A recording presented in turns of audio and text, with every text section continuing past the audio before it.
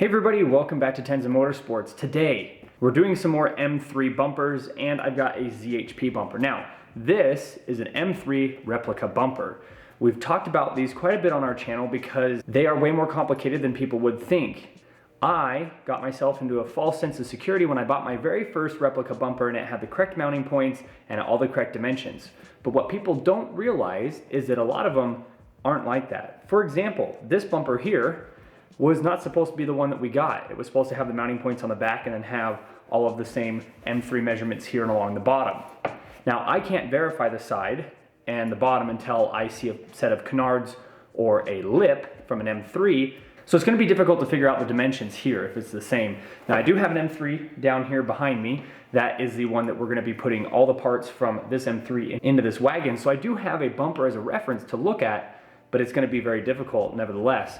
Now, the biggest thing that I've been having questions about was how did I mount a bumper like this without the correct mounting points on the back to the bash bar? Here in a little bit, I'd like to remove the bumper off of this car, and then we'll have the bash bar with us, and I will show everybody how I did it without actually doing it, because you do use some self-tapping screws, and this bumper here is not actually going on this car. The bumper that's going on this car is a ZHP bumper. We talked about that in a previous video. If you're curious to see this build process here where we're making essentially an S54 wagon, we were going to be making it an M3 wagon, but it turns out that a lot of the front end off the M3 was going to have problems fitting, and we didn't have the budget to buy the fenders, and so it's just going to be a wagon with some nice wheels and a ZHP bumper. A little bit more subtle. The owner that I'm building this for, because this is not actually my project, said that he would rather it not be something that was super flashy. We were just thinking it'd be fun to do an M3 conversion, especially since we have an M3 here, and I didn't realize how much wasn't gonna fit. But at any rate, I would like to go over all the differences between these bumpers and tell everybody everything that I have learned, and hopefully listening and watching this video can help you on your M3 replica bumper purchase. Now, let's start real quick before we open this up, because I am excited to get into this. Why would you do an M3 bumper? You're just gonna look ricey, right? Especially if you just got a standard non-M car. If you stick an M3 front bumper on it, first off, ignore the haters, as always. Second off, there is a reason that BMW put these on their M cars. It's got a bigger mouth on it. You've got a spot here where you can run duct to your brakes. And as far as I can tell, it's nicer to have these bigger fog lights than it is to have the little ones that are on the non-M behind me. The other thing that goes along with this is that there's a lot more performance parts for the M cars. It's very difficult to find a set of canards or a splitter or a lip for a car like this one here because nobody's doing that. People are putting those performance parts on the M cars. So if you buy yourself an M3 front bumper, you then unlock all the perks that all the M owners have when it comes to the front end performance and aerodynamics. When it comes to my race car, one of the biggest reasons I bought a replica bumper is because I wanted this mouth in the front to feed my intercooler, because I knew at some point I would want it to be turbo or supercharged. And I'm sure many of you have looked around. A lot of the aftermarket bumpers for these cars are not very good looking.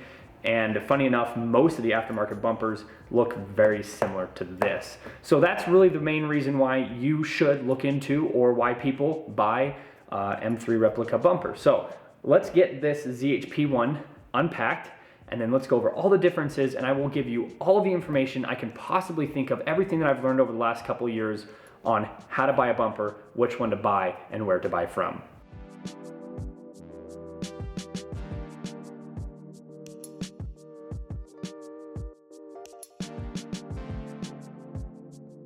So I have the ZHP front bumper now unpacked. You don't have to worry about having mounting points in the rear because of this right here. So these holes that run through the bumper, you can actually run a bolt through this and then go through the metal bash bar. And then these pieces here get covered up by the trim pieces. So this one here, and if you look really carefully, you can see there's quite a bit of space back behind here.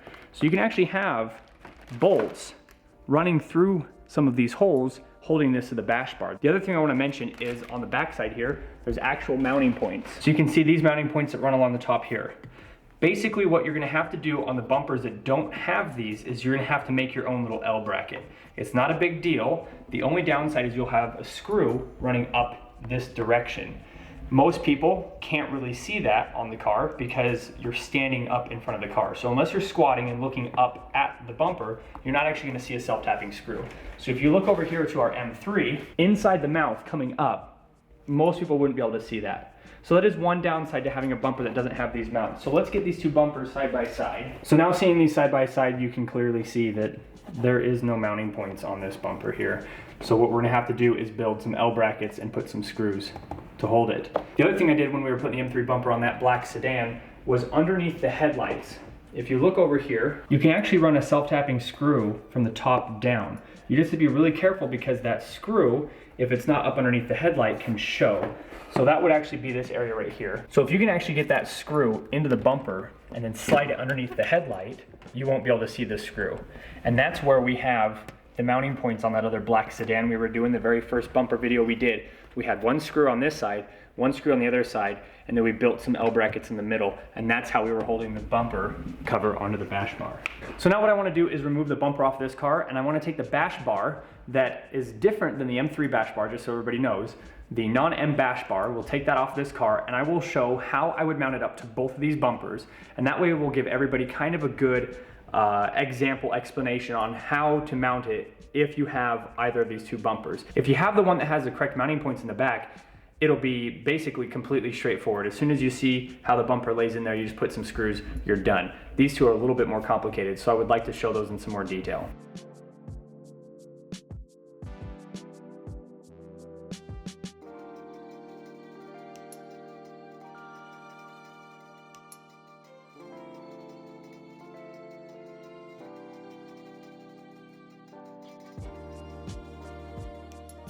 So here's the bumper off the wagon. This is the M3 bumper. We'll be mounting up this one first, and then the ZHP bumper is over there on the ground. We'll do that one in just a little bit.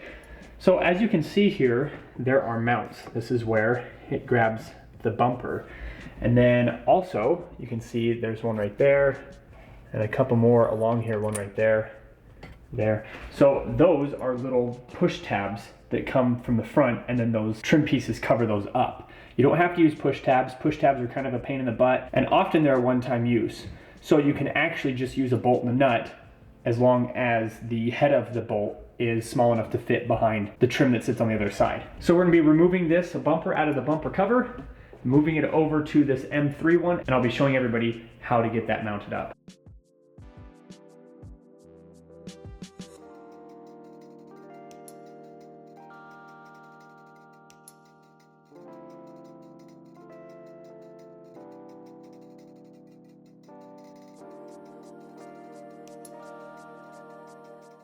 So here's the bumper sitting in here. When you've got a bumper cover like this, you just have to get creative. So there's a couple different ways we can mount this up. Obviously, I'm not gonna mount this up because this bumper actually doesn't go on the wagon. So I'm just gonna go through and show what I would do if I was mounting this up. So over here on this side, you can see where you'd be able to stick a self-tapping screw.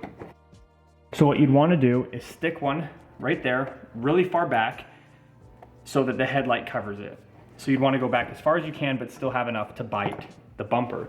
The other way you can do it is here on the bottom. I think the reason we didn't do this on the other one is because we couldn't get a drill back in there. So if you look right here, there's a lot of surface area. You do have to be careful on this side because the fog light does sit in there, but if you could find a spot to put a screw, one or two along here, and if you did a black screw or maybe a rivet or one of those push pins, you can get it to grab right here. So preferably what you do is you'd have one here, and then along the mouth. I did find something out after pulling off this grill. There are little tabs on this bumper, so let's go take a look at those. So if you look real carefully, you can just see them right here. There's 1, 2, and 3. Now, the downside to these is that if you're gonna put something through there, you don't have any room to run a screw or one of those push pins, and it would be very difficult to have a hole on the bumper side lined up. And as far as I could tell, the bumper didn't actually have a hole for these. What you could do is drill a small hole right here and then put a self-tapping screw and a large washer and run into the bumper cover from here. And that would give you 2 mounts on this side, top and right there by the fog light, 3 along the bottom, and then another 2 on the right-hand side. That should be plenty to hold your bumper on. As far as I can remember, we built little L brackets to fit on here, but I just can't seem to remember what exactly we did. So I think if this bumper didn't have these little tabs right here, I would probably find a way to put a spacer because the bumper sits here to here. So if you can put like a 1/4 inch spacer right there, or stack a bunch of washers and then run a screw through here, through the spacer and then into the bumper, then you wouldn't need these tabs. Again, I just can't remember how we did those little L brackets. I just remember cutting out metal and having two of them here in the middle. So if you get a bumper like this, you've got a couple options like I just mentioned. There's all sorts of different things you can do. What you don't want to do is attach it in one or two spots and then have your bumper fall off. So I honestly think if you were to do 2 on this side, 3 in the middle, and then 2 on the other side, this should hold on just fine. Now, one more thing I want to mention before I put this one away and bring out the ZHP is you want to reuse these guys. I can't remember if this is the right one. I think that they're actually smaller than this, but this is off of my BMW race car, the 330. And what you want to do is you slide one of these in there. If you can see, this isn't wide enough. So normally what I do is I took my Dremel and just cut a straight line across here so that I could slip this in. These ones are a lot stronger. If not, you can just find anything like this. It's just those half round pieces and then you put the screw through it. So you want to use these. This is what attaches to the wheel well liners. So you're going to want to make sure you get that installed. And then once we go to install the ZHP bumper, I'm going to talk about the different styles of these. We'll go over that. This has been a big issue for a lot of people, making sure you've got the right one for your car.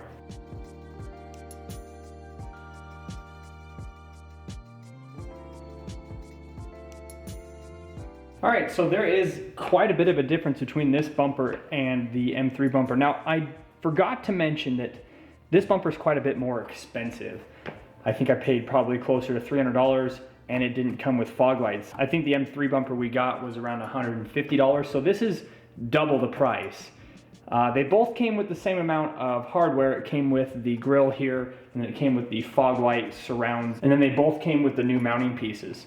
So they both came with the same amount of stuff. Neither of them had fog lights. So it just shows you if you spend a little bit extra money, what that gets you. So for example, this fit a lot more snug, and all of these holes match up perfectly to where it used to be. So if I wanted to, I could pop these back together, then you'd have it set up basically like it was stock. The other thing I forgot to mention was this right here, these holes right here. This allows you to get at that bolt. The M3 bumper doesn't have that. That's not a big deal because you can just drill new holes, but that just kind of shows you some of the things that you get if you spend just a little bit more money. Again, I'll have both of these bumpers linked in the description below, and I will try my best to find the M3 bumper replica that has the correct mounts on the back and is the correct dimensions as well. Now, I normally hate those push pieces, but since this is not my car and I don't see this coming off and on a lot, I'm probably, as long as I've got some of those, because I've got a tackle box full of just random clips and tabs and stuff,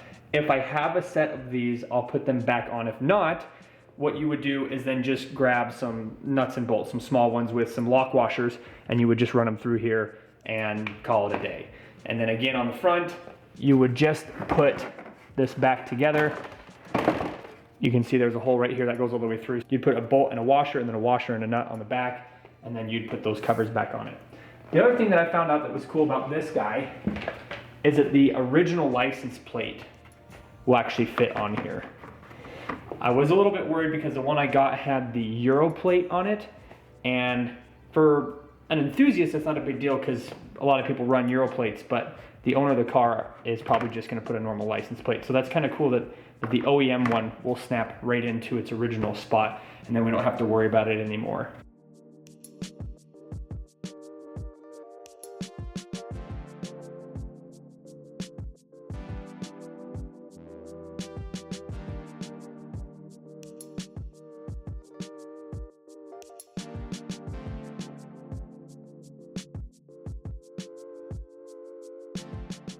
I decided to use some push clips. I had the right size and I put it all back together. It's real nice and solid. I did buy some fog lights. These are about $30 a pair depending on which ones you get. Oftentimes the M3 bumpers will actually come with fog lights, and then you also have to make sure that you get a set of these. And now that I've been able to play with both bumpers, these pieces here, this assembly size, and the fog light itself is the exact same as an M3. So these are actually M3 fog lights because there aren't any ZHP specific ones because they're all the same. So I'm going to put this together, and then I'm going to show how I actually got this on my car. There's little clips on here, and I was always worried with my race car that they'd come off, so we'll go over that here in just a second.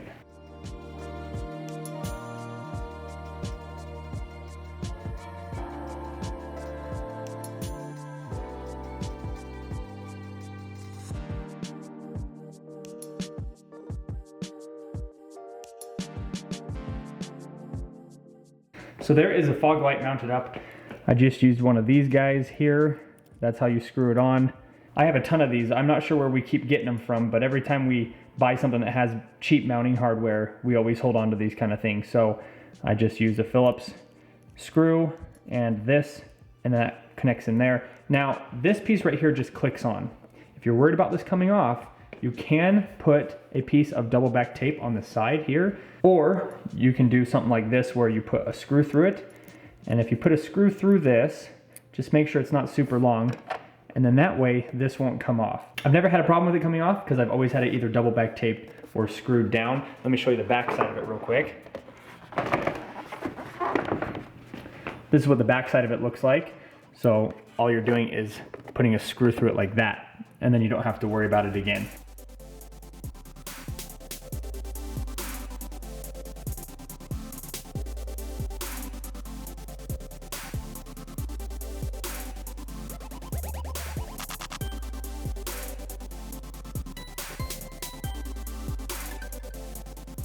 So I apologize if this video is a little bit messy. There's just so much information I need to tell everybody. One more thing, this right here, we talked about this in a previous video. If you look really carefully, this is not as wide as this. This is a lot deeper. And the reason for that is that the coupe actually needs a deeper bumper on the top. You can see how much wider this is here than the stock bumper off of the other car. And the other car's headlights stop right there.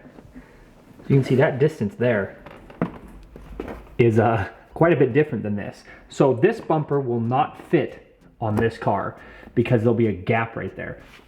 As far as I know, the coupe bumper can fit on the sedan, but a sedan bumper will not fit on a coupe. As far as I can tell, sedan bumpers only fit on sedans, and coupe bumpers can fit on coupes or sedans.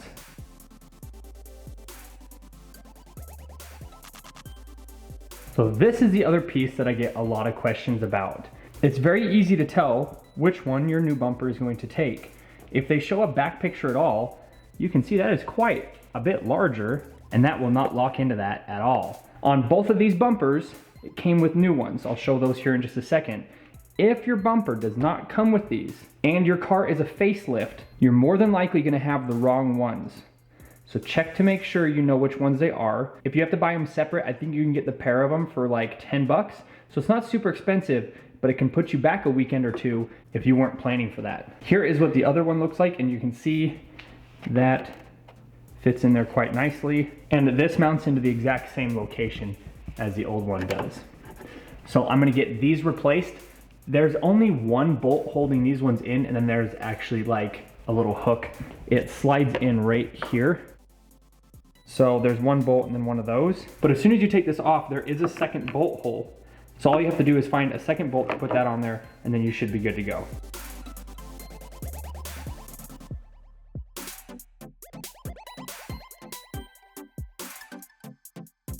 You do get what you pay for. This fits perfect. It looks exactly like it's supposed to. If we come over here to the side, I fought this area right here with other BMW bumpers.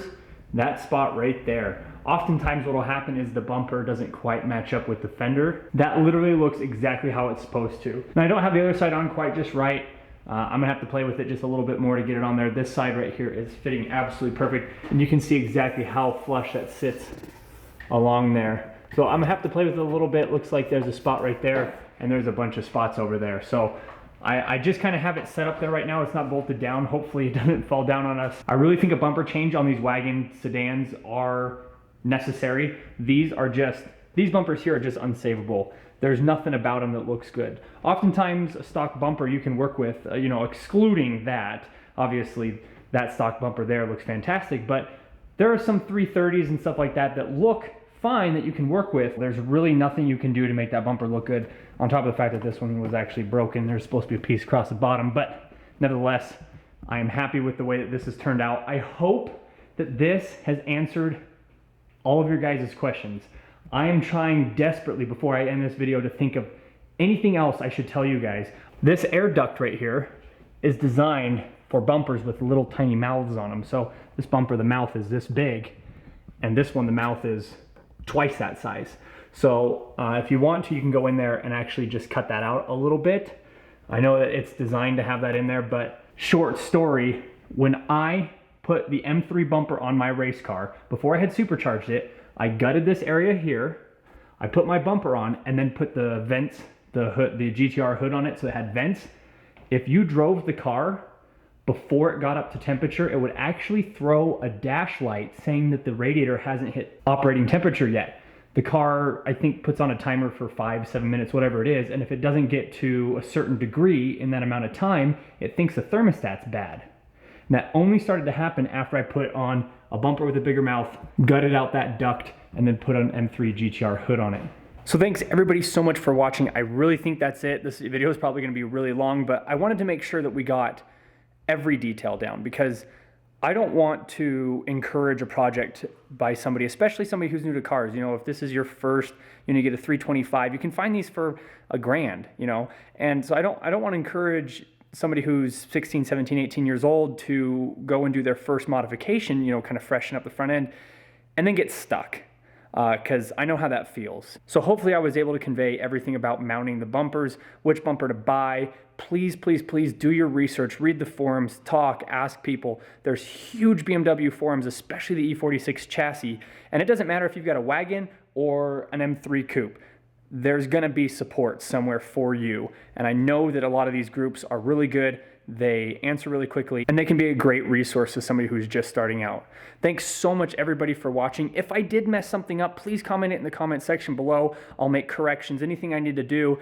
If I mess something up really bad, I guess we could make another video. But yes, comment anything down below if you heard me say something wrong, if I need to fix something. This car here is gonna be a massive project for my channel. We do have parts coming in. They've been just kind of dribbling into the bumpers here, some depot headlights, that kind of stuff. They're already here. Very excited to get started with it. I'm dying to just start ripping the other car apart, and I'm just about ready to. So stay tuned for a lot more of that content. Thanks again so much for watching. Check out my Patreon link. Oftentimes I will record months in advance, and my Patreon members get to see my content a lot sooner. That starts at just $1 a month. Also check out my Instagram link in the description below. We sell shirts and stickers. Just DM the Instagram account and we get you hooked up with some merch. Thanks again everybody so much for watching. Big projects coming up, very excited. Stay tuned. We'll see you in the next video.